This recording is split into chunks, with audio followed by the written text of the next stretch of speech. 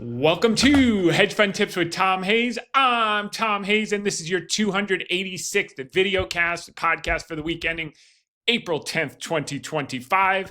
We'll start with family first, then get down to media as always. First and foremost, we had Annabelle absolutely crushing it this week. She had competed in the 101st Far Westerns Championship in Northern California, securing the High Point Award for the 10 and under girls. She concluded her short course season as the number one ranked 10 and under girl nationally in the 100 freestyle, 56.6 seconds, 100 backstroke, 102.93, and 50 free, 524.96. Additionally, she's top 10 U girl for the 2025 short course season in Southern California swimming. Heading into long course season, she leads the nation number one 10U rankings. So it's going to be an exciting long course season to see where she can finish her 10U career. So really proud, all the hard work paying off. Moving along, we had took Mimi out for dinner at a restaurant in Crystal Cove in Newport Beach. Highly recommend. Absolutely spectacular. Had ocean views. This was meant for the pod charts, but want to cover it. This is from Ken Fisher, kind of drawing analogs to the 1998 kind of abrupt correction, bounce back, retest, and then recover. We're going to cover a number of different analogs in this week's podcast to get a sense of when we can expect to recover and then work out to new highs. I mean, that's really the name of the game. Here's some of the merch that came in. I bought some samples. Love the stuff, the hoodies, everything else. We're going to start doing that in coming weeks. This is some of your fellow Hedge Fund Tips with Tom Hayes podcast followers, and they've done an unbelievable job. They received the Burden Yourself with the Facts Great Hill Capital hats. 2 out of the 10 people who won them actually sent in photos. That's Kidney Pop, goes by Michael out of Australia, and that's Alan Wall out of Pennsylvania. He came up to visit me in Ridgefield when he was in town, Connecticut, which was pretty exciting. Then we're going to get down to the media. Got BBC had me on the fly after Trump tweeted that he was going to pause the tariffs. So I want to thank Marianne Moshiri and Janie Wall for thinking of me and having me on. We're going to listen in here. In Delmore there. Well, let's cross live to New York again, and this time speak to Thomas Hayes, chairman at Great Hill Capital. Thomas, it's so good to talk to you. I'm guessing you're seeing what the markets are doing. You've seen what President Trump has said. Give me your reaction. Well, this is an absolute game changer, Miriam. And, you know, there had been a lot of fear in the market the last few days. People were comparing this to the great financial crisis, to the tech wreck. And the difference between this and those two crises that took years to work out was this was man-made, so it could be fixed in a day. And that's exactly what we're seeing today. And the beauty of President Trump's strategy and what he's done throughout his years is he escalates in order to de-escalate. So now we had a big ask, and now we're down to 10%. The 10% across the board looks like nothing, and everyone is relieved. And in effect, that is a big accomplishment and goes a long way to balancing trade. And people now look at that as a very, very low bar. So they'll negotiate over the next 90 days. The key that the markets love is there's some rationality in the room. People generally believe the concept makes sense. Maybe they weren't in accordance with the execution. However, now we have the relief valve. And when it rains gold, pull out the bucket, not the thimble. There are things to buy. Yes, absolutely. Thomas, tell me this, though. You know, some people are saying that this is America blinking. We've heard in the last hour or so from the Treasury Secretary, Mr. Bessent, who said this was his strategy all along. You kind of feel to me like you're saying possibly this is what the States, the America, wanted from the outset. But even if this is an amazing, clever ploy to get that 10% running along all those countries, surely the markets don't like this level of kind of, you know, going up, going down, pushing, pulling, not knowing where you stand. That can't be good for anyone or anything out there.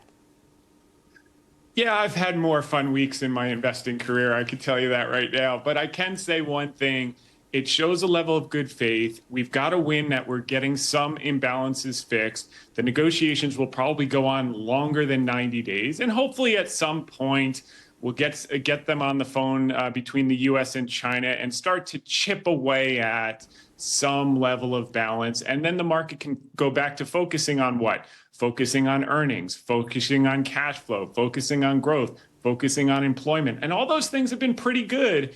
People were just starting to extrapolate, if we stayed in this frozen period for too long, would it put us into a recession? And now that we've unfrozen it and we're going back to good faith negotiations, I think the market likes it. And now companies can start to make decisions again.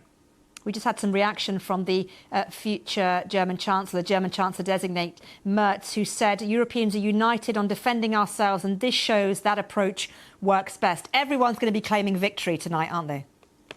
Well, that's the whole thing. If everyone can save face, and a great deal is when no one is perfectly happy and everyone saves face. And if that's the case today, then today is a celebration. Let's get back to business. Let's get back to trade. If there's some imbalances that are going to be normalized over the next 90 days, let's get that done. And let's focus on growing and prosperity. But what about the 125% tariffs on China? That's kind of a fly in your ointment there. And, China has backed itself into a corner, Thomas, right? How does it get out? Well, there is that. But I think at some point, cooler heads will prevail. The signal is that if you're willing to come to the table, we have a rational administration that is willing to talk, and there will be some way for both sides to save face and begin a dialogue. Will it be tonight? Probably not. Will it be a week from now? We don't know. But I would assume within the next couple of weeks, 3-4 weeks, the dialogue will begin, and no one will be happy with the ultimate outcome. They'll meet somewhere in the middle, and things will progress as planned. OK, well, Thomas, it's great to talk to you. Thanks so much for taking the time to speak to us on BBC News. Thank you so much. Well, let's talk a little bit more now about that 125% announcement on tariffs on China. Let's speak to Scott Kennedy, Trustee Chair in Chinese Business and Economics at the Centre for Strategic and International Studies. Scott, good to talk to you. I know that we've only just heard this news of this 125% tariff on Chinese goods, but, the numbers are pretty much just numbers. There's a direction of travel here that we're seeing. How worried are you about that? Well, the numbers have already gotten so high, it really doesn't matter if they go up anymore. U.S.-China bilateral trade.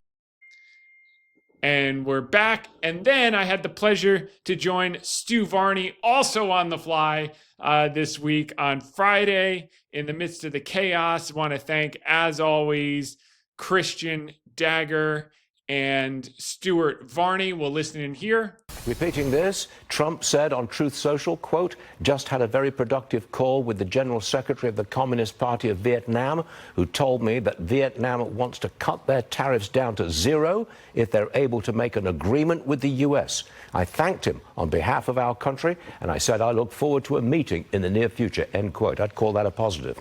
President Trump also commented on Fed Chair Jerome Powell. Trump says, quote, this would be a perfect time for the Fed Chairman Jerome Powell to cut interest rates. He's always late, but he could now change his image, and quickly. Energy prices are down, interest rates are down, inflation is down, even eggs are down 69%, and jobs are up, all within 2 months. A big win for America. Cut interest rates, Jerome, and stop playing politics. OK. Perfect time to bring in Tom Hayes. He joins us on the phone. If Powell did cut rates, and the Fed Funds futures market thinks we're going to get 5 rate cuts this year, would that help the market? There's no question about it. He could put a floor in the market today if he wanted to, and Donald Trump is absolutely right. The stock market is holding a buy one, get one free sale today, and everyone's running out of the store. Capitulation is in the air, Stu, and I think selective buying is in order. So you'd like to see Powell cut rates today, and if he did, you think we'd be off to the races?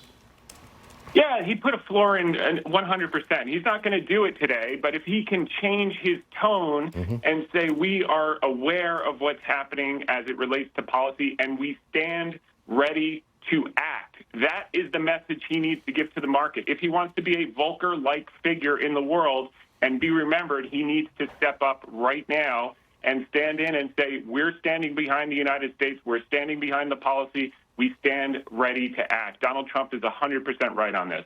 We've been on this program, we've been looking at all the different sectors of the market. Almost all of them are down. It's pretty much across the board. But do you have a particular sector that you think would be a good place to put some money right now? Yes. The silver lining of this is interest rates are coming down. The 10-year yield below 4%.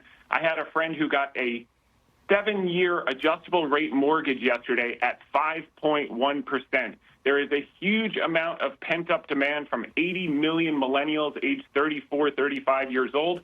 As mortgage rates, the 30-year fix comes below 6, it is going to be a frenzy out there. Donald Trump is opening up. We've got 500 million acres of federal land. They're going to start building homes. Pulte will provide your starter home, and you get an endangered elk in your backyard free of charge. The game is on. So here's what we're looking at. Brad Jacobs is a moneymaker for shareholders. He's got a building supply roll-up called QXO. QXO just bought Beacon Roofing. This guy is a moneymaker. He did XPO Logistics. If you put in $1 million with him in 2009, it's $160 million last year, 160 bagger. If you did $1 million with him in United Rentals, URI, in 1997 when he got involved, it's worth $89 million today. Okay.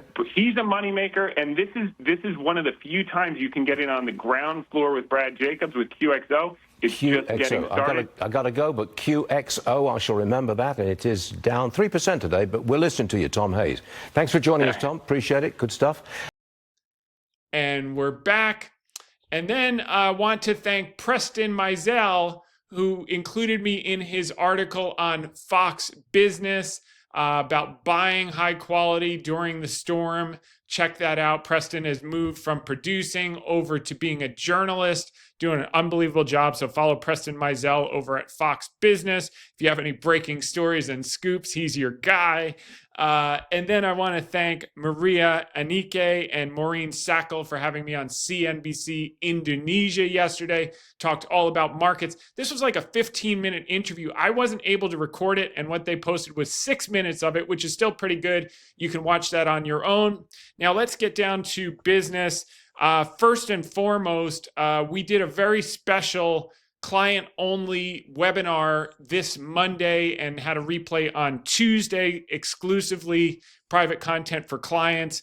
And I was really happy about that because so many of you took advantage of the opportunity. We went position by position and not just talking charts and cursory fundamentals, but actually digging into the fundamentals of each business, balance sheet, income statement, cash flow statement. And so many of you saw the opportunity to re-up and add into the weakness. So I want to acknowledge the ones so far, and obviously you can see there's going to be opportunity here to add, but most of you have already taken advantage. Awesome job. Frank, Jim, Joe, of course, Brad, Marlon, and then new people that have come in for our Q2 2025 opening, taking advantage of this opportunity of a lifetime, which is really what it's created, this man-made situation, which we're going to get into. Jim, Sharon, Alex, RJ, Kim, Travis, Kevin, and more that are finishing up their applications in time to get in before the 12th. We are going to close out for this quarter on Saturday. So if you're interested in coming in at the smaller account size, 1 million and above, you should reach out tonight. Otherwise, potentially we will open as we try to each quarter for small accounts 3 or 4 months from now, but I do not think the pricing is going to be as attractive as it is right now for sure. And those that are 5 million plus, we offer bespoke service at your pleasure. Let's go through some of the charts here. So this was the daily. You know, it was interesting. One of the things that I'm going to cover, I'll be on Fox Business tomorrow morning on Varney & Co. at 9:45 a.m. And this is one of the few correction environments that I've ever seen where retail investors are more confident, meaning in the market taking advantage of the opportunities, and professionals are scared out of their pants. And I'm seeing it across the board. The professionals, hedge funds are record selling in the hole after the crash. Retail investors are actually starting to buy pretty aggressively. And here's the news, ladies and gentlemen. Retail investors have mostly been right since COVID. Obviously, the ones chasing shiny objects got smoked in 2001, the ones chasing shiny objects, etc. But the ones that have been buying the dips, high quality stuff for the long term, have really, really done well. And it's reflected in the numbers in the numbers since COVID. So kudos for those of you taking advantage on the buy one, get one free sales, rather than running out of the store, actually running into the store. And I know it hasn't been easy. I've had more fun weeks in my career, that's for sure. But you also have to recognize that, you know, it's cliche in a way, but when it rains gold, you got to pull out the bucket, not the thimble. It's not willy-nilly. And my clients had really an incredible opportunity to see that on Monday and Tuesday. It's not like, oh, the market's down, let's just buy. It's dissecting each individual business and what will be the impact of tariffs. And in most of the cases with the businesses, as you dug into the fundamentals and how they've positioned themselves through deleveraging, through free cash flow, through all the things that they've set up, even if it got really bad, what winds up is they wind up coming out of this situation with more share, not less share. So that is going to be a major factor moving forward, and we're going to talk about that today. This is interesting because today there was a level of despondency that we have not seen in a long time. And I thought it was kind of interesting because yesterday, everyone was excited. And I don't spend a lot of time on charts and that type of thing. But when you see fundamentals completely thrown out of the window and no longer having any bearing, you have to go a little bit to the technicals. And that just comes from experience. And I sent this to a friend who was having a little bit of a tough time, smart guy. And he always winds up on the right side of everything. But when I sent this to him, I said, look, I don't do a lot of technical analysis, so don't go sending this around that Tom Hayes is now looking at charts for his key moves to move ahead. But, last time I checked, this looked like a pretty solid double bottom. This is only on a 60-minute chart, so, time will tell. But, that was Friday, and then you got the rally up, and then you got the wipeout, and then finally you got the huge rally yesterday when Trump said this is a good time to buy stocks. We're going to pause the tariffs. And then today you gave a little back. That should be expected. Why? Because you had a lot of people that had to buy quickly or cover quickly, and then you just test them out, make sure they're serious. And my sense is we would work higher, but I'm going to go through some different things. At this point, we're less concerned about the indices generally than we are about the businesses that we own. Here's on a daily basis. This gives you an idea. So you did cover all of these lows, take these out. This kind of held up, a little bit of indecision today. I could see some consolidation for a while, maybe staying within this candle here, and then we work up over time. These are even on the weekly. Could it, we discussed last week, could it push down to 450? It could. I think we saw where the Trump put is, certainly as it relates to the bond market. I think that also has to do with equities. And then if you step back and you see these type of situations after big drawdowns like 2022, you rally and then you get these checkbacks here. Like we're seeing now, like you saw in 2004, like you saw in 2011.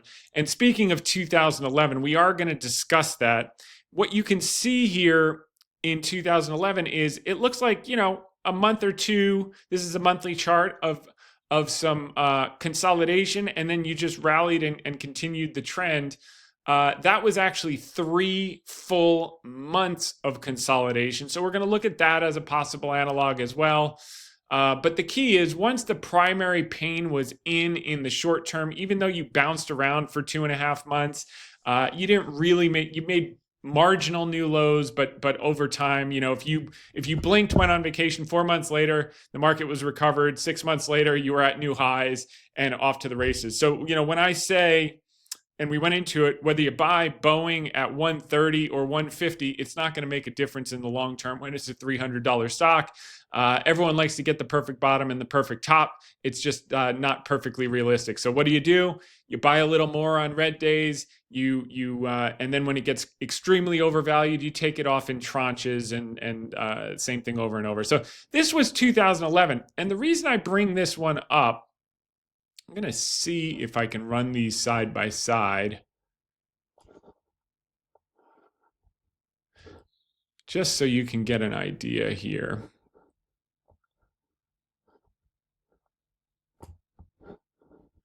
Okay, I can.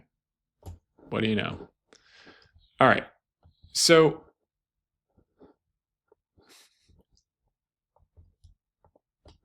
if you look here, this is 2011, and this is 2025. So you had some real strength from the recent lows about a year earlier. And then you kind of had this warning shot in July, and then you rallied into August. And then it was just a complete fall off the cliff in late July through early August. And you basically put in the lows. You had this violent move up, then a back test back to that level, then a rally up, then at marginal new lows in October, and then straight back up. Which would be, back over the 200-day, which would be back to 5,800 on the S&P. And then you chopped around, and then finally you broke out to new highs and beyond, which was basically, August, so 8.4 by January. So 5 months after the crash, you were at new highs again. So I think you had a similar situation in 2010, by the way. This was the European debt crisis. You just basically chopped around like crazy until Mario Draghi stepped in and said, we'll do whatever it takes to quiet the bond vigilantes. And it's similar, you're seeing yields move out a little bit this week. There's something called the basis trade, which we'll touch on unwinding. It's just a complicated way to explain hedge funds taking stupid amounts of leverage all at once in a very crowded trade for basically picking up pennies in front of a steamroller. And this week they got steamrolled. So they're all getting margin calls. Many funds are liquidating and blowing up because they run on leverage and betting on quote unquote sure bets that when they blow up for everyone. So that's what this is. And that's what the European debt crisis was all about in 2011. So while it's perfectly sensible that we could rally immediately, here's what you don't want to do, ladies and gentlemen. Okay, so let's say you put in money here because the market went up like this week. Okay, you had your crash, you had your violent rally, you had your massive breath in one day, and then you buy here. And then it goes up a little more and you're like, wow, I was really smart. I bought right at the bottom. And then it goes back down and tests. And then it goes back above the recent high. And then it goes down and tests. And now it looks like you're making higher highs and higher lows. And all the technicians are like, the bottom is in. We're in an uptrend. We're making higher highs and higher lows, which is a load of shit. And then you get this high. You're like, here we go. We're going to quote unquote break out. And then you make marginal lows. You not only retest, in this case would be 481, in that case was 850, but you break down. And that's when everyone says, oh my God, we're going back to the great financial crisis lows. The Euro Union is going to break apart. And then boom, take them all out, marginal low, straight up, back over, another test to scare the bejesus out of everyone, and then off to new highs. And all of this noise is happening in 5 months, which in the scheme of things is a blink of the eye. And but in the real terms, look, this last week felt like an eternity, for a I said to someone, I said, this is an absolute walk in the park. Okay. At some point, whether it's tomorrow or 3 months from now, and we went through this with clients on Monday and Tuesday, you're going to wake up and there's going to be a phone call and there's going to be a truth, and it's going to say, I just got off the phone with my friend Xi Jinping. We had a good conversation. They're desperate for a deal. We're making progress. He's coming to Mar-a-Lago or whatever. And that day, the market's going to be up 2,000-3,000 points on the Dow, just like we saw on Wednesday.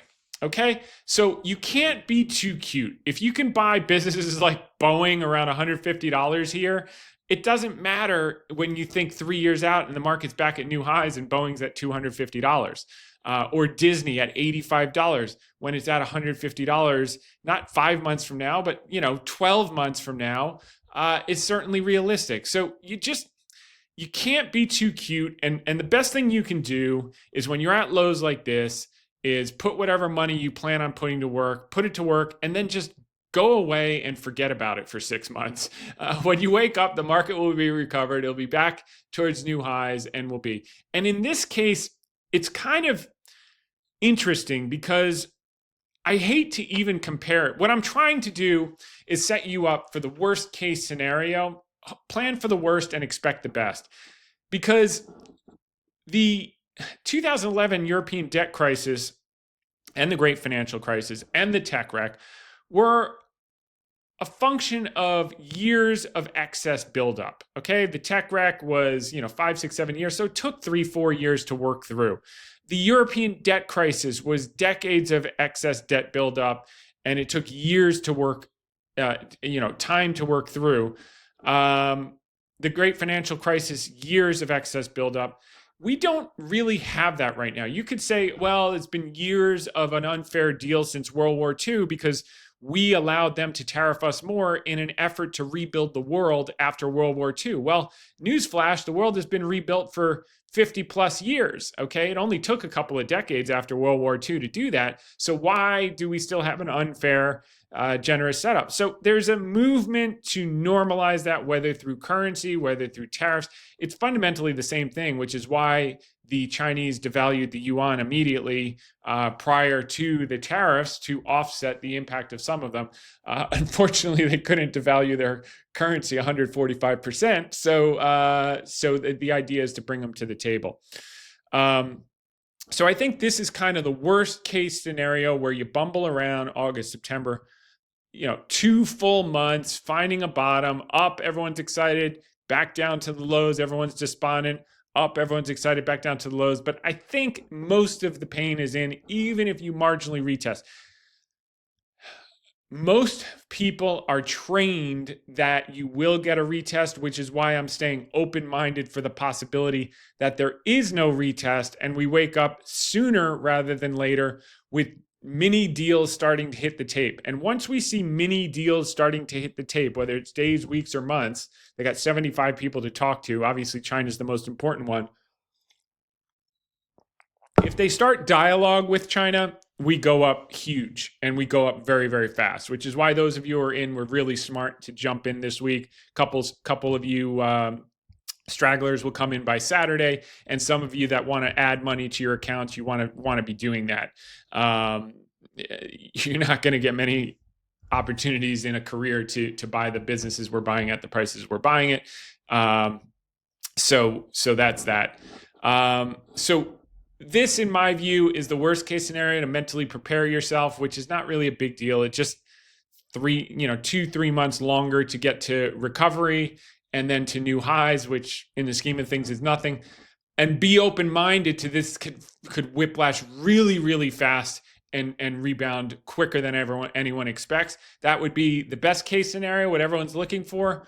Worst case scenario is something like that. But either in the scheme of things, when you look back in 12 months, if you pounced when everyone else was in fear, you are going to pat yourself on the back and you're going to be so proud of yourself. So again, look, all this is opinion, not advice. All you can do is play probabilities in this business. There's no guarantees of anything. But I will guarantee you one thing: if you buy great businesses at good prices, good things happen over the long term. So that's really how you do it. So let's go through some indicators just to give you another sense of whether it's going to take 3 months or if it's going to take 3 days. Again, no one knows, but some of the indicators can give us washout looks like the equity put call ratio, 10-day moving average, NYSE 10% volume index, So look, a lot of these are washed, and NASDAQ, declining issues kind of peaking here. NASDAQ Cohen high low index. These are times if you bought, you made money. Doesn't mean that it's guaranteed to be that way prospectively, but your odds are favored. Real estate completely oversold. Stocks above the 200-day emerging market. Exponential moving average. Material stocks, same thing, washed out. Healthcare stocks washed out. So you're seeing it. Small S&P mid-cap intermediate term volume momentum oscillator. They're all pointing to you're closer to the bottom than you're much closer to the bottom than you are to the top. PMI by all washed out again, by Dow Jones washed out again, by S&P 500. Percentage of S&P stocks on a PMO crossover, which is just basically a 50 200-day moving average crossover at 5. Now it's from 4% to 10%. If you buy on these 5%, these are highly correlated with big time bottoms going all the way back to 10 plus years. So could this time be different? Yeah, but we bought a lot of stock because we had a lot of new clients come in, a lot of existing clients re-up on Monday and Tuesday. And if we did that worst case scenario where we're bouncing around with high volatility on every single deal headline for the next 3 months, I wouldn't trade that. I would rather deal with that volatility and get in at the prices that we did than miss it thinking I was going to bottom tick the exact perfect bottom and risk waking up to a truth or a tweet that says, I just got off the phone with Xi Jinping, and you missed the whole entire opportunity of a lifetime. So, I was pretty... it's funny. I was on that call and I said, I've never asked anyone to invest with me ever. I've never done a presentation like, this is Great Hill Capital. This is why you should invest, blah, blah, blah. I've never even reached out to clients and said, now's the time to add a lot of money. Monday and Tuesday were really the first 2 times when I said this would be a good time. If you had been thinking about adding and you had dry powder, this was the time to go. And this still is this week. And maybe next week will be better. I really don't think so. Maybe on a company by company basis. But I think most of the pain is in whether we retest or not, or just undercut a little bit. We've done a lot of undercuts here. So I feel like that game is up, but you can't know, because what's happening now is not a function of normal economic conditions or excess is working through where you could handicap it. It's a question of game theory of who's going to pick up the phone first, and is the deal going to be good, and is it going to be bad, and does it take 1 day to get a deal? Does it take 1 month to get a deal? And we don't know. And that's why I say, the 2011, it took 3 months to work out until they just stepped in and said no mas.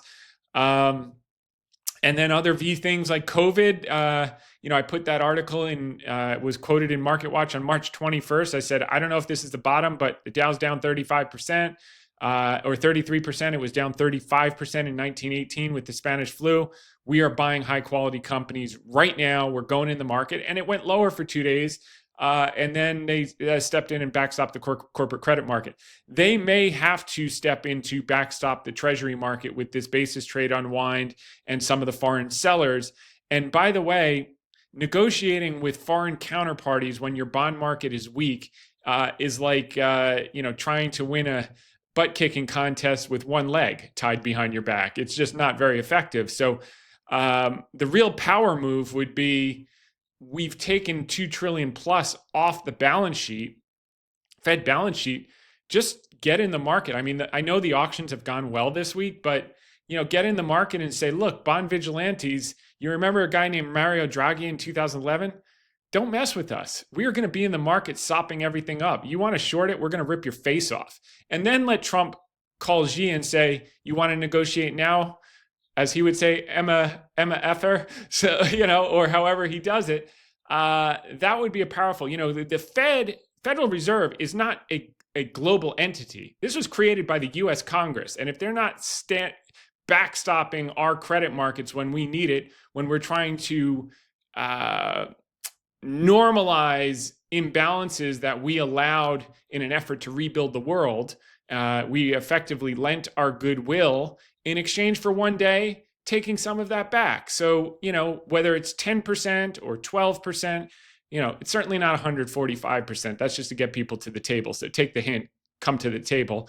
But I think we need to go from a position of strength, and that position of strength is a strong bond market. And even if Powell doesn't want to cut, he's been too restrictive. But even if he doesn't want to cut, he should be in saying, "We got the Treasury market, bond vigilantes, have at it.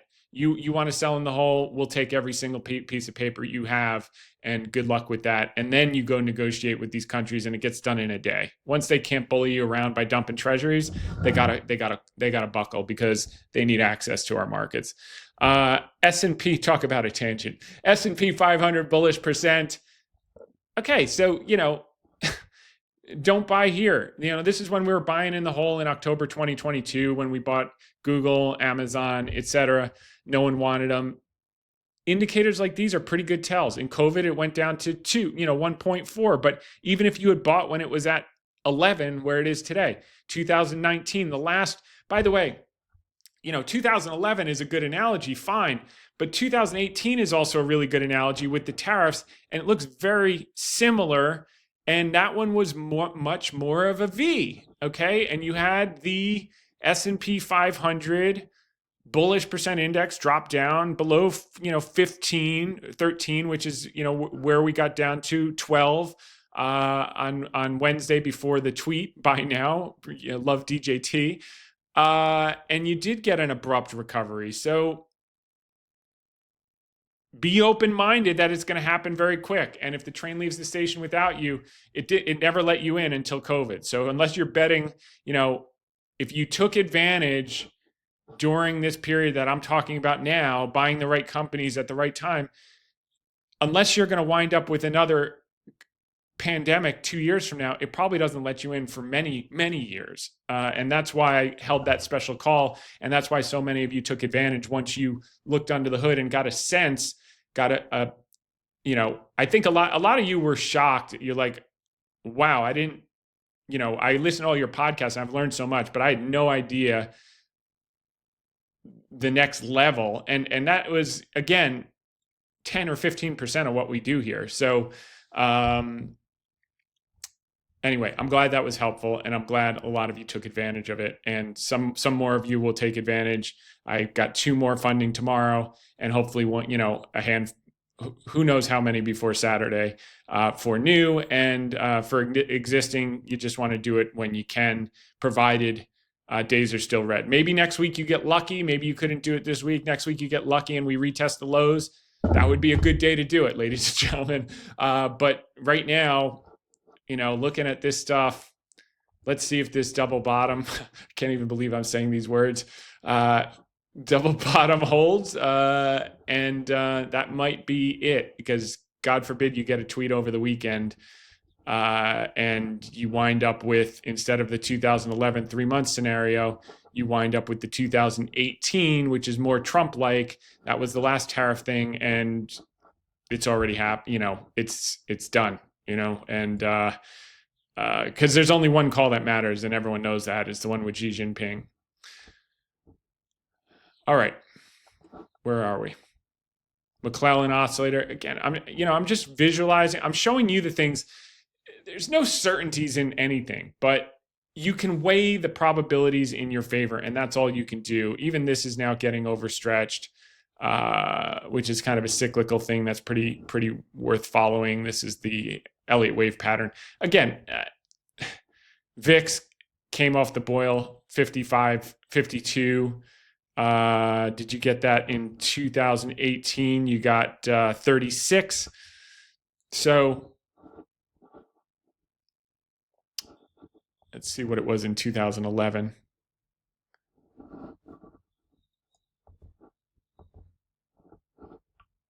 48. Okay, so 2011, 2018. This was more about tariffs, so that's kind of interesting. But so those are kind of some analogs to keep in mind. But you look at the businesses, these are ridiculous. These are people getting forced liquidated. We'll cover some of these names, but you look at Nike. You don't have to think super hard about these. Yeah, it'll take some time, and yeah, you got the tariffs, and yeah, look, if you believe that tariffs are going to stay at 145%, I got a bridge to sell you. I mean, it's just some things can't sustain. It's just, it's kind of like when we were going through COVID with Xi. Xi can take a lot more pain than anyone assumed, but sooner or later they all flip when the pressure becomes acute. And I got to assume that he's not exactly on solid ground given how he ran the COVID show. So he was almost out last year before he flipped the switch overnight and went from crackdown to stimulus. He had no choice, and they haven't fully recovered. They're only starting their recovery. So the last thing they want is flashbacks of this guy causing them economic pain. So my guess is he's going to come to the table and do a fair deal, and they'll find a way for everyone to save face. Or he's going to really run a risk of how long he stays in that position. And the 100 families that control the country will have something to say about that. So let's see. But you look at Chevron, you look at Merck. I mean, these are businesses that you don't get at 40% off, 50% off, 70% off. Dow, Disney, J&J. I mean, Intel. Yeah, I mean, it's, if you're not buying these type of businesses, I'm not telling you to buy, the most risky things in the market, but that type of stuff during periods like this, PayPal with all the cash they're generating. Yeah, they're saying, what if Europe shuts down all the processors in Europe? I mean, all these things can happen, but the world only ends once, and if it ends this time, the last thing you're worried about is your stocks. Okay, so if you want to hedge, get a gun, get some canned food, but I wouldn't be selling your stocks because your stocks aren't going to matter if it comes down to guns and canned food. So I'll leave it at that. Some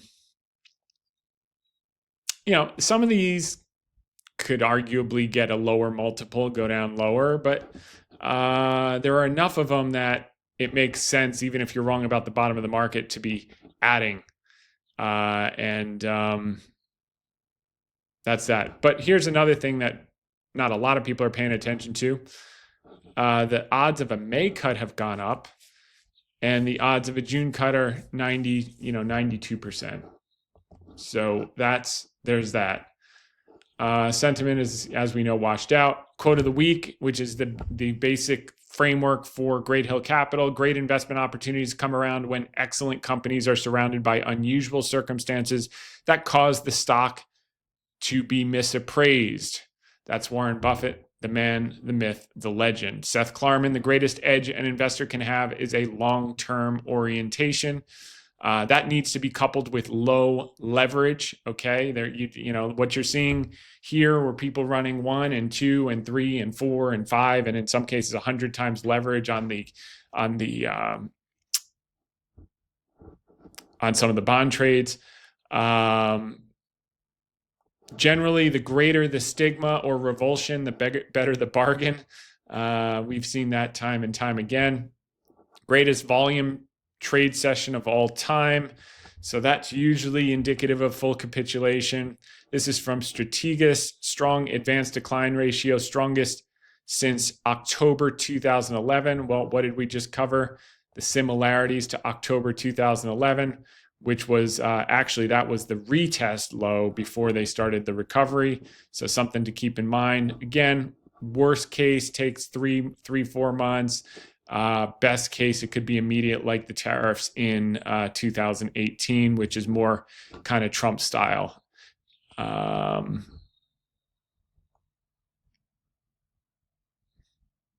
Still a lot of cash on the sidelines. Stocks always crash, worst drops of the S&P since 1976. That's kind of interesting. This is,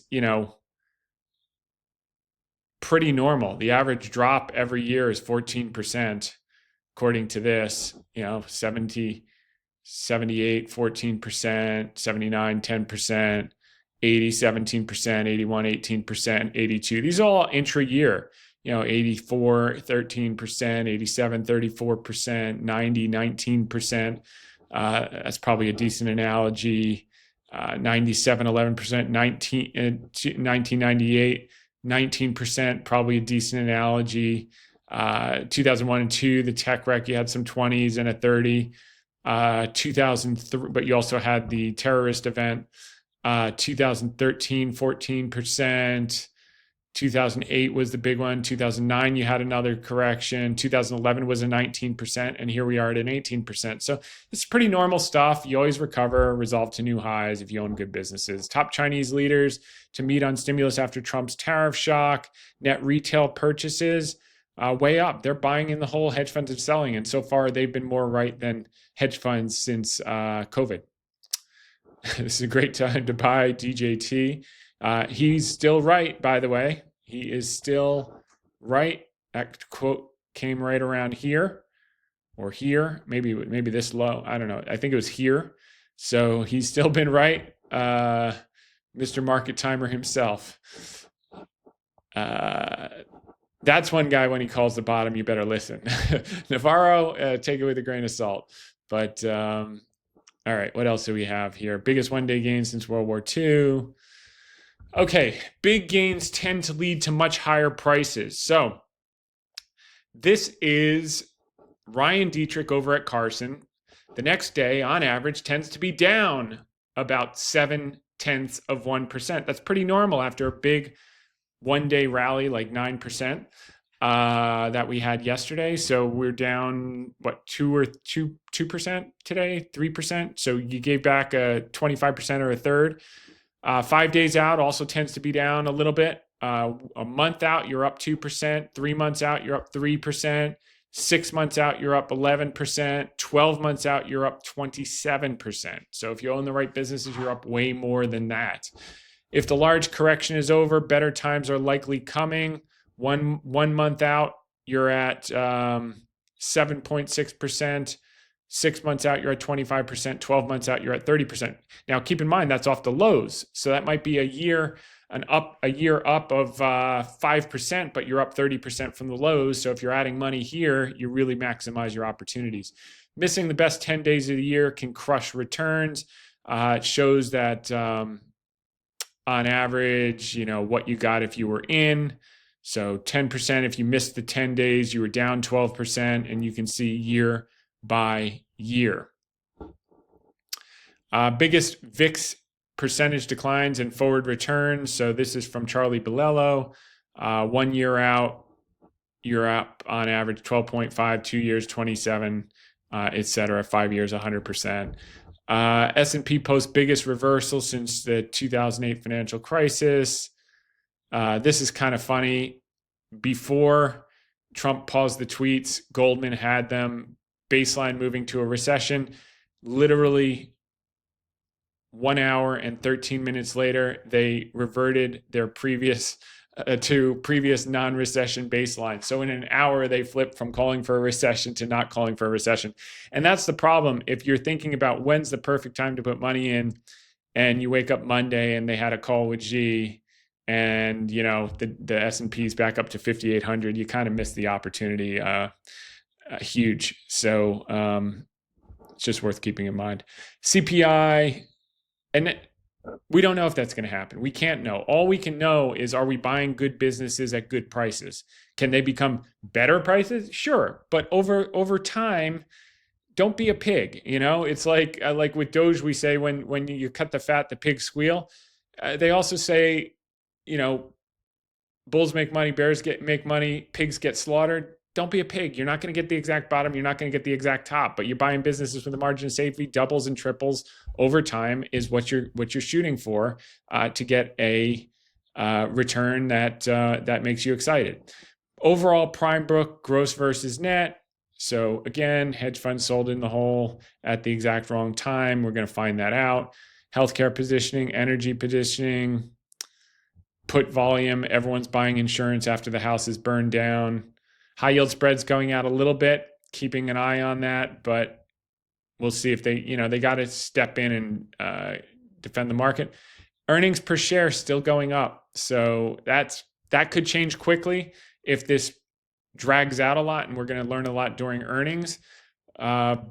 But there was some pull forward, so we might get a little bit better earnings than expected.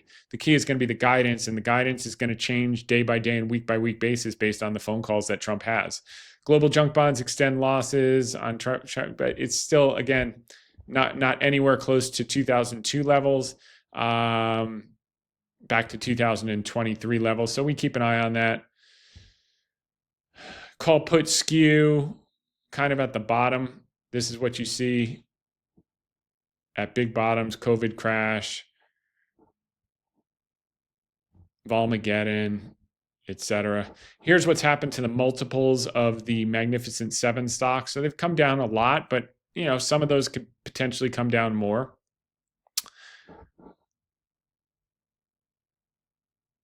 Market reaction. So let's see, forward 12-month return after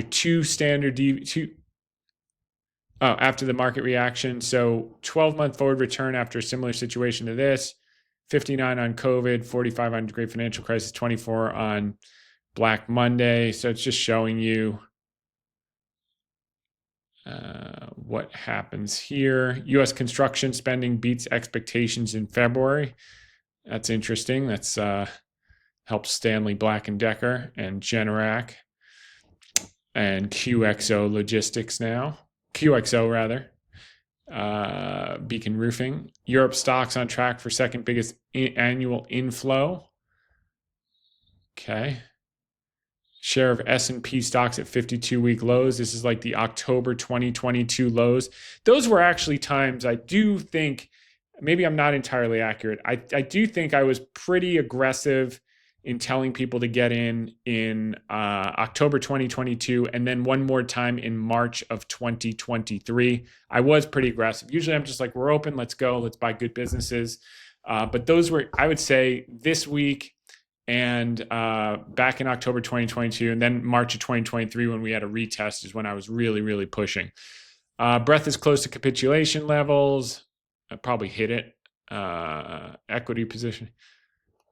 S&P stocks above 20-day moving average. Again, going back to October 2022 low levels. Those were buy levels, not sell levels. Tariff front running, contrarian indicator. Elevated VIX levels have historically led to positive forward performance. So 50 plus, I guess this is 12-month out return average 32%. So we just hit that. Extreme fear. This is almost broken off the chart. Bill was introduced to make auto loan interest tax deductible for U.S. assembled vehicles. So that's a bill circulating around Congress. That would be a huge boon for Cooper Standard. Biggest 3-day declines in forward returns. So again, looking out a year, he doesn't have the averages, but they're all green: 3 years, 5 years, etc. PE ratios have come down. S&P at 18 times, tech at 21 times, financials at 14 times, comm services 16 times, healthcare 16 times, energy 12 times, materials 18, utilities 16. So yeah, there's stuff to buy. Net inflow. Here's the net outflow from the Southbound Stock Connect. We talked about that last summer. They've been buying it till the cows come home. You can see there. Southbound buying hits record 35 billion Hong Kong dollars. Continues to grow. Stocks do well once a new bear market starts. 1 month out, 2.7, 6 months out, 3.9, 12 months out, 15, 24 months out, 27. So, if you burden yourself with the facts and you have these stats in front of you, it kind of gives you the risk reward parameters, and then you have to draw your own conclusion. But, again, percentage of stocks oversold. These were times to be a buyer. This is from Schroders, not a seller. All-star charts, same type thing, above their 200-day moving average. Aggressive short covering, which you saw in the middle of COVID. That was such a good year for us. It was unbelievable. All right. So Dalio sees U.S.-China push for yuan deal as part of trade relief. Largest southbound connect buying ever in Hong Kong. Alibaba and Tencent, significant benefactor. That's from Brendan Ahern. China leaders to meet on stimulus after Trump's tariff shock. So we're going to get it both ways, which is probably why they were holding off last year. We're like, why aren't they doing more stimulus? It's probably a hedge. They didn't want to blow all their stimulus and then have Trump come in and kill their recovery. Better to keep it low and slow, and then once the threat is there, then power it up. Jack Ma's Alibaba Cloud visit, a sign of support as tech giant accelerates adoption of AI. Alibaba executive sees explosive growth in AI applications in China in 2025. DeepSeek Alibaba can help China narrow gap with U.S. and leading AI models. China state firms pledge to boost share purchases in comm markets. Cheap Shein and Temu finds are history. That is beautiful. Bye-bye, Pinduoduo. Remember, we said unsustainable or unreliable numbers, and we'll certainly going to be unsustainable. We'll see about unreliable. How Alibaba is turning into China's AI powerhouse and a school for entrepreneurs. Investors fear another big blowup of basis trade as treasuries lose haven status. That's why Powell needs to step up and show some leadership on that. And it will help us negotiate better deals more quickly. This is a great time to buy. Tariff pause sparks historic rally. U.S. mortgage rates dropped to lowest since October, spurring demand. We covered that last week. Asian nations promised to buy more U.S. gas to win tariff relief. This is going to be great for Comstock and the Haynesville. That's going to be part of their deal. Give us lower tariffs. We'll buy every ounce of every barrel of every BTU of LNG that you can sell us. Boeing deliveries in March jumped by 41% over a year earlier. So all these things are playing out. The fundamentals are getting better. Generac's new line of generates targets what? Growing data center demand. Automakers seek opportunity in the chaos of tariff trumps. They're offering employee pricing programs, so incentives are going up, which will lead to volumes. Intel gains on report of joint venture deal with Taiwan Semiconductor, helping them out with their fabs. Hedge funds pile up record short bets against stock as traders go into self-protection mode, selling in the hole. That was Monday. That's when I did my call with a private client call. And said, now it's go time. Get your money in. If you plan on getting money, get it to me tomorrow. And they did. And really hats off to them. Hedge funds hit with steepest margin. But by the way, again, you're basically at those levels where you can still take advantage.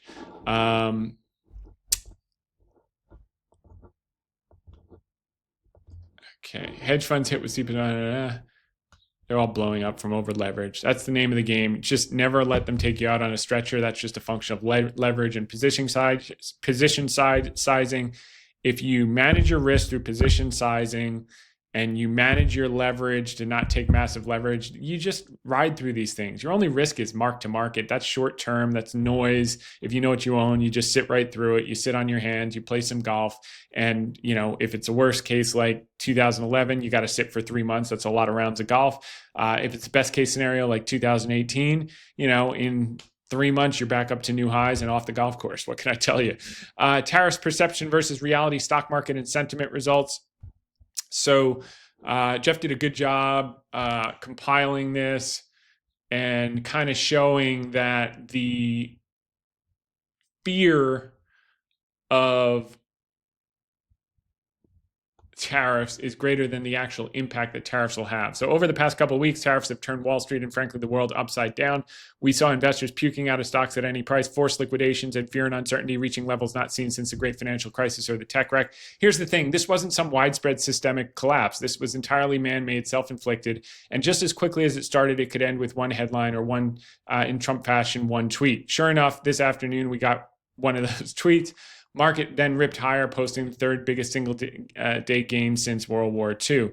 These past couple of weeks are exactly the kind of periods I live for. When you know what you own and understand the business behind the ticker, it's opportunities and dislocations like this that make being in this business so rewarding. And when those opportunities show up, as Buffett would say, When it rains gold, pull out a bucket, not a thimble. This time we skipped the bucket. We decided on a wheelbarrow. And of course, you'll never perfectly time the bottom, but 12 months from now, whether you buy VF Corp for $10 or $15 or Boeing at 130 or 150, it simply won't matter.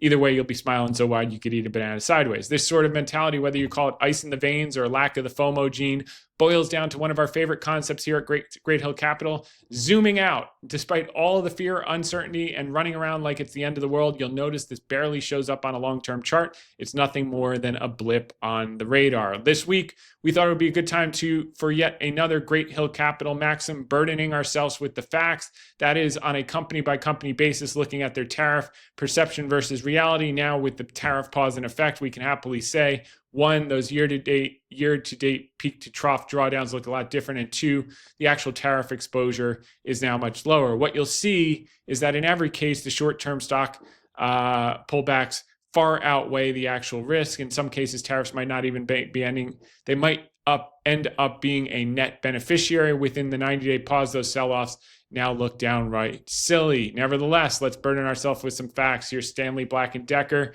doing the same overshoot it did in 2001.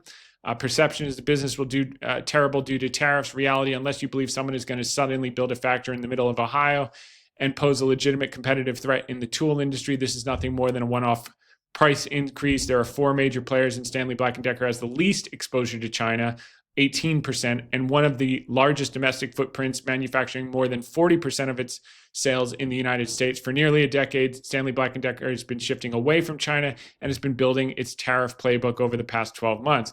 With the least exposure to China industry-wide, we could actually see a scenario where Stanley Black & Decker gains market share through competitive pricing. At the end of the day, this is a leveraged arms dealer play on the housing market recovery.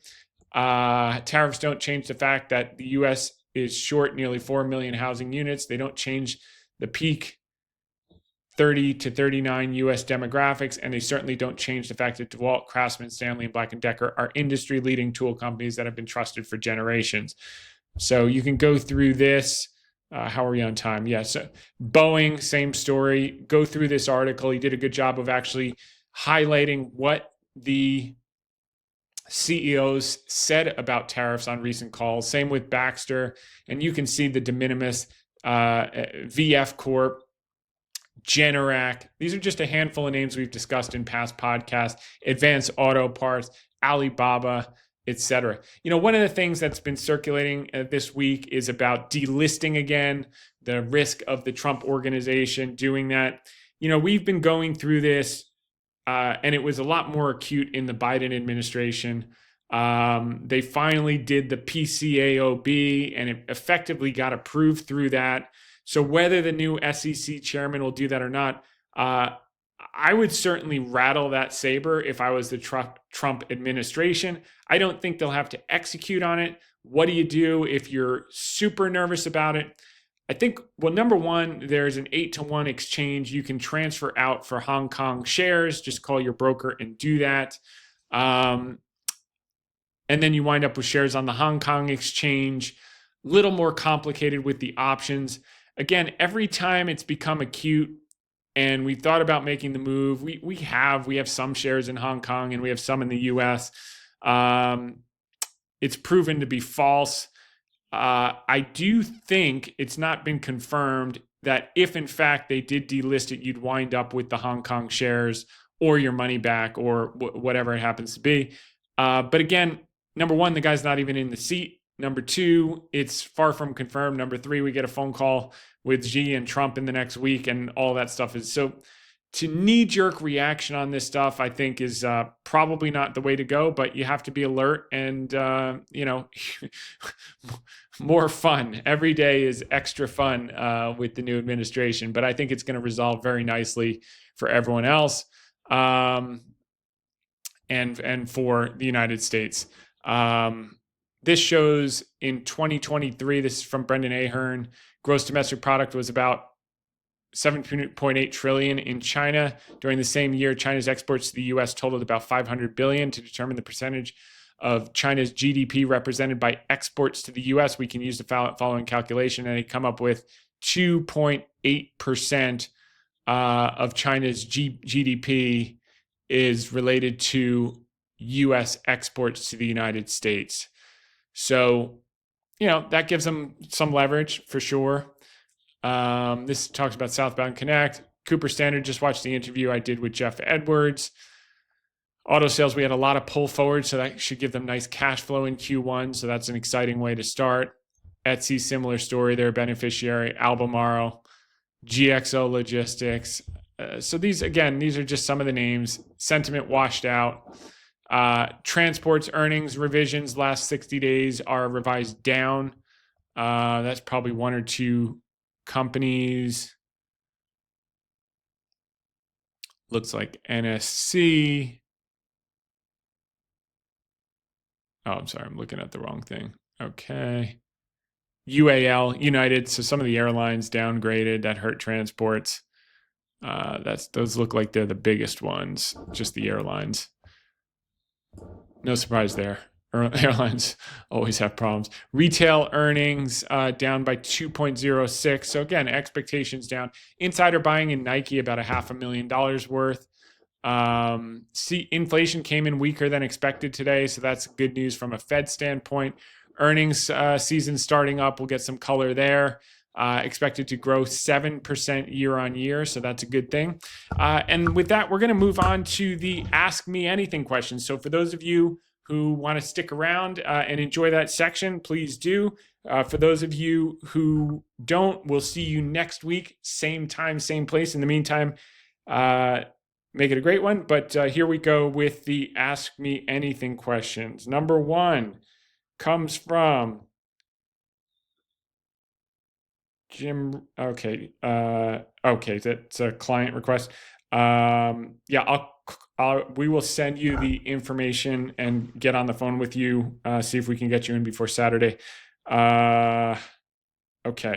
Here's one from another, let's see, Michael Schultz.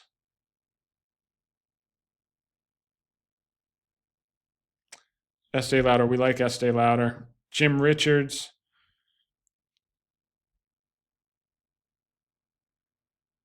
Okay, this is about delisting. Look, they already did the Holding Foreign Companies Accountable Act. They already went through that with the PCAOB and passed. So if they want to delist it for the purpose of a negotiating leverage point, you could switch out to Hong Kong shares. And we may look into that. It's not something we need to do tomorrow morning, but that is an option. My experience has been just sit tight. But if you're panicked, there's no downside of doing it other than the fact that you have just a little better liquidity in the US. But no real issue because the Hong Kong currency is pegged. So that's your hedge. I think a good thing to do is check with your broker, get their color on it. And if you think it makes sense to do the switch, I think it's a few $100, you do it. Then you'll own it in Hong Kong, not the end of the world. But I generally think, every time I just bit my lip and held my US shares, they've been fine. So we'll see if we get any more color on that in coming days. But at the moment, I'm not inclined to knee-jerk do anything immediately. Michael Schultz, EL Tree. Okay, we covered that. Next one. Jessica Hasselfeld. Does Trump actually want the U.S. to manufacture textiles? I hope that's not true because that doesn't make sense at all. I wish I knew. I mean, I think there's a thing circulating around from, what is that comedian's name? Where he says we want to wear Nike sneakers, not sew them. We want to buy, Apple phones for $1,000, not $9,000. I mean, I think the other way to think about it is highest and best use of U.S. intellectual and labor capital would be designing and overseeing robots, not becoming robots. It's something to think about. So there's a blend in there. Tom, do you have any thoughts on First Solar? We've covered that a few times. It hasn't come down enough for me yet, but I keep my eye on those. They're definitely out of favor.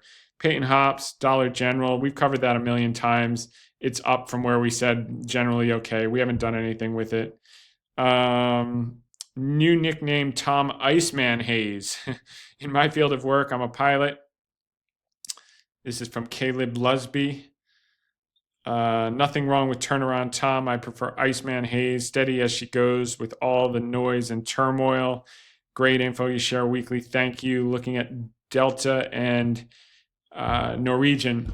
Those two are best in class. The class just happens to take the short bus. So,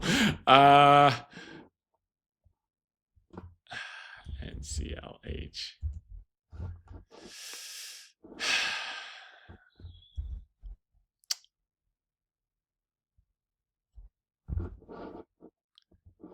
I think in both of these cases, your risk is the balance sheet because they both took a huge amount of debt on during COVID.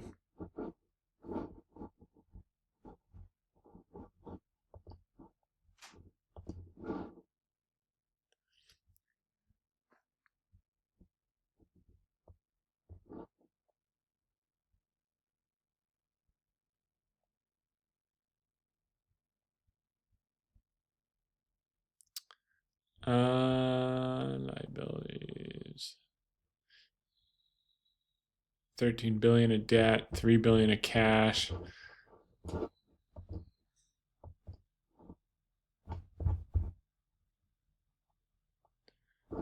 Generating 3 billion of cash.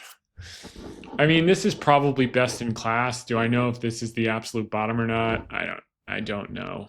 DAL. I mean, at $30, you probably definitely want to take a stab. Does it matter if you buy it at 30 or 35? You're probably okay here to buy a few shares, buy some more at 30. It's not something that I would do, but I think your thinking is okay for a trade. NCLH, I think this is going to have more balance sheet issues.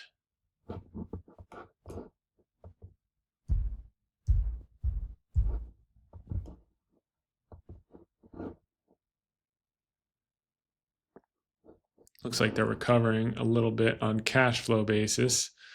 Financial balance sheet.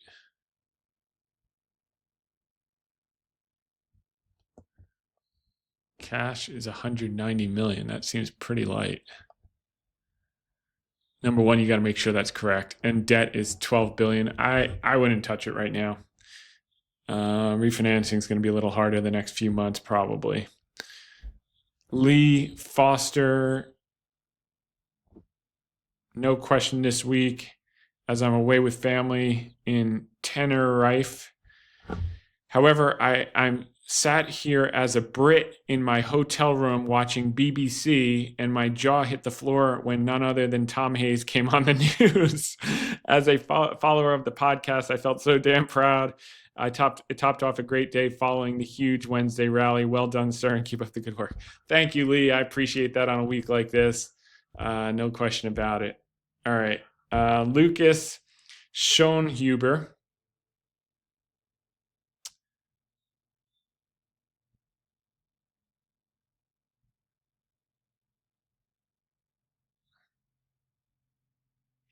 Okay, so he's saying tariffs are going to stay high between U.S. and China. If you're certain about that, then I can't debate you. But I always take the under. Maybe I'll be wrong, but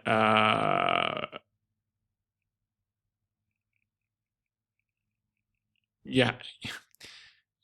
What I've learned in all these years of being in this business is the reality is nearly always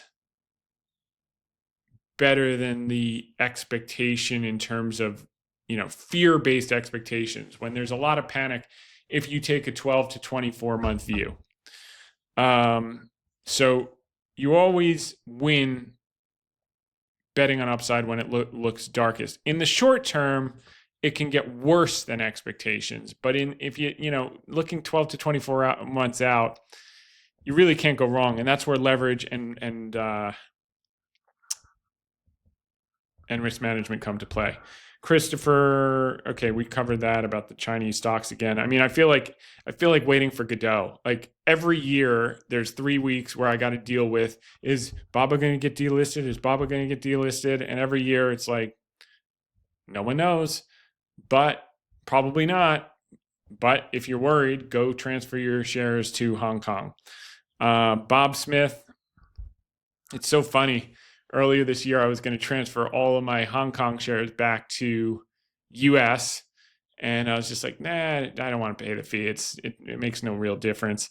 So maybe I'll be transferring more to Hong Kong. I don't know. I'm going to see how this settles out, talk to some people. I think even if they did it, you wind up with Hong Kong shares or cash anyway, and then you can go buy it in Hong Kong, but check with your brokers. Bob Smith. Okay, so that's that. More on the same question. Philip, what's your take on the 10-year yield bounce? China dumping, forced selling. We covered that earlier. Basis trade.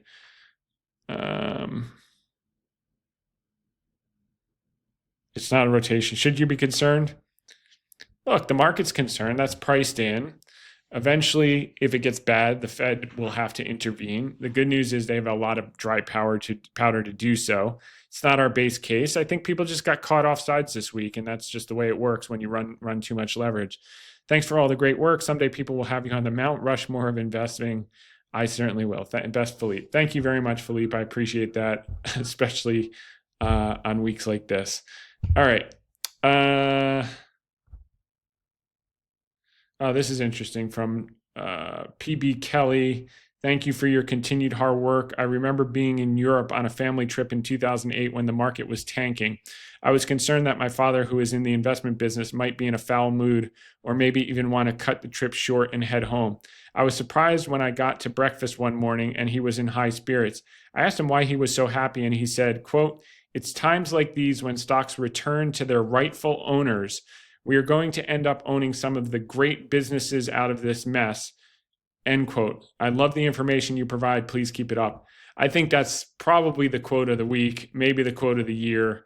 It is times like these when stocks return to their rightful owners. The cowboys and the shiny object followers are all flushed, and people who do the work and know what they own are the buyers at these levels. And then they lay them off in a year, 2 years, 3 years when the shiny object FOMO people are back, and we help them out at multiples that are 2 or 3 times current levels. So really thanks for sharing that, PB. On to the next.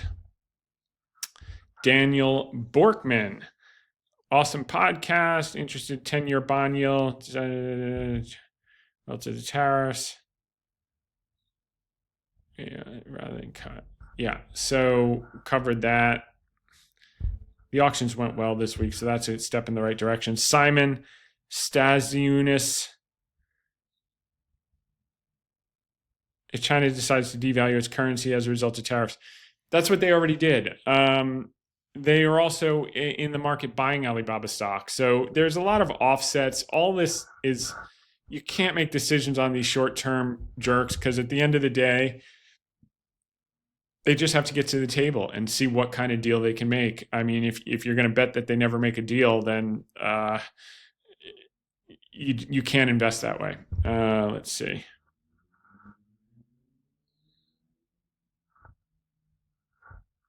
Another Baba question. China. I mean, it's like literally waiting for Godot every year, same time. Hi, Tom. Quick question regarding Nike. When would you consider to buy with enough margin of safety? I think now. We're not doing it because we think we have a better play on the consumer discretionary, but yeah, have at it. For the long term, you'll be fine. Thanks for the free information you provide. Want to ask your Estee Lauder. It's above the current levels. I'll leave it at that. They're asking about fair value. Luke Jovic.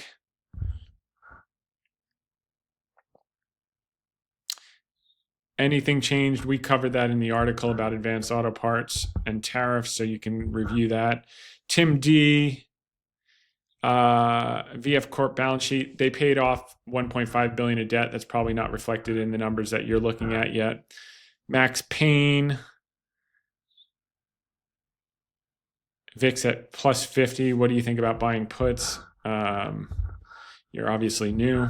Don L, do you actually agree with tariff calculations? No, that was done by Ricardo Navarro. David Martin, can you take a look at Skyworks Solutions? Okay. That one is definitely worth looking at. SWKS.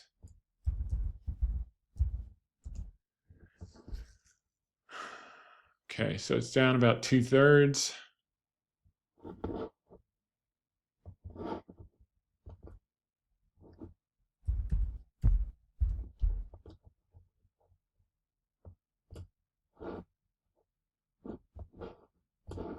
Cash flows come down a bit. Revenues have come down a bit. Let's see what the balance sheet looks like.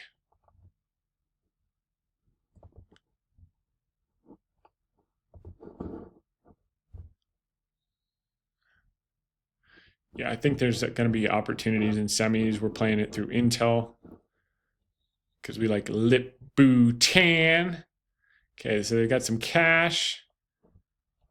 They've got some, where's the debt?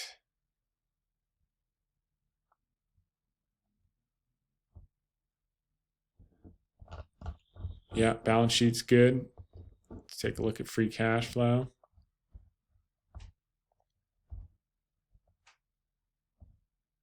Pretty good. Let's look at share issuance.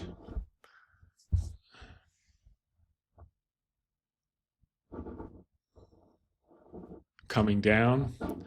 All right, so now just help me understand where they are in the cycle.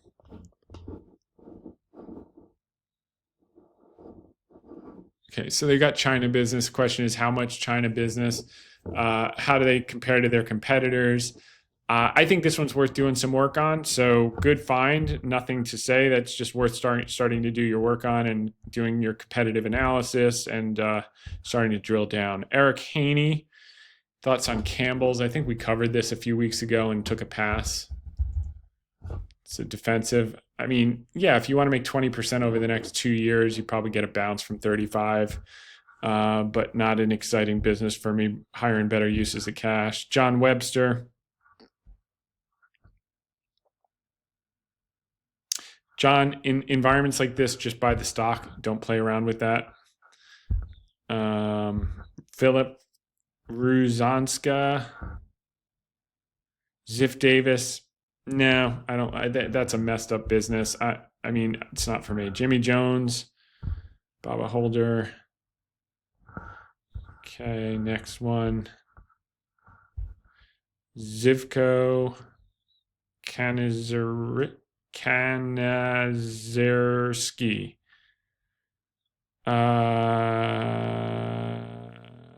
No, I would not consider Brown Foreman over Diageo, but it probably works if one works, they're both going to work. Great time, and all your. Thanks for the great content. I mentioned to all of my friends when discussing investment. Yeah, affiliated. Oh, so here's a guy that bought a couple of weeks ago and he doesn't have dry powder. Just wait it out. If you bought good businesses at a good price, it doesn't matter if you bought Boeing at 150 or 140. Just sit tight. You're fine. David Mulinex, that's being greedy. Pigs get slaughtered. You're not going to get the exact bottom dollar. Just relax. You got good businesses at good prices. Just hang tight. And in 6 months, you're going to be very, very happy. David Mulinex. You think JHX would be a good investment for the upcoming home boom? JHX. Probably wind up at being a target for QXO to buy. JHX. I'd rather just play QXO. You're not going to get a better operator. And if this is at all a good business, Brad Jacobs will buy it. I think you're probably, let's see, description.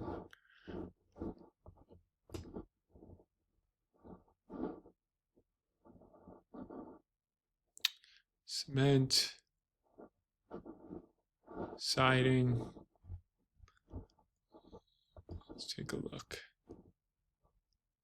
Balance sheet.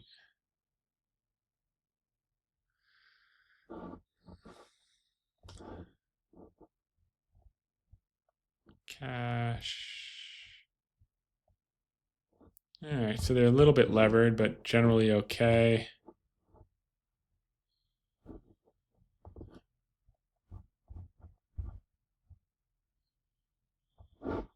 Yeah, this looks pretty good. So just start studying their competitive advantage, listen to 8 or 9 conference calls, start the process. But I think this is generally pretty good. Are you going to get the perfect price? I mean, it's 21. If you could get it at 18, would that be better than 21? Sure. Does it really matter? If you find that you're now, after you've done the analysis, you're comfortable with the business, I think you're probably okay in this range for the long term. That's a nice find. And that's it. So with that said, I'll be on Fox Business tomorrow morning. Tune in if you're free. We'll be back next week, same time, same place.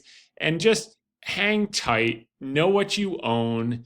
Look under the surface. Look at the balance sheet. Look at the free cash flow. Look at the mode of the business. And when all is said and done, even if your worst case fears come true, most of the businesses that we're talking about that you're probably interested in as a listener are going to pick up share if things get horrible.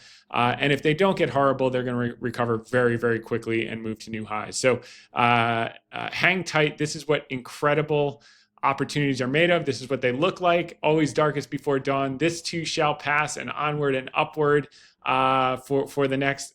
God, this feels so much like October 2022. I can't even tell you, and feels a little bit candidly like March of 2020.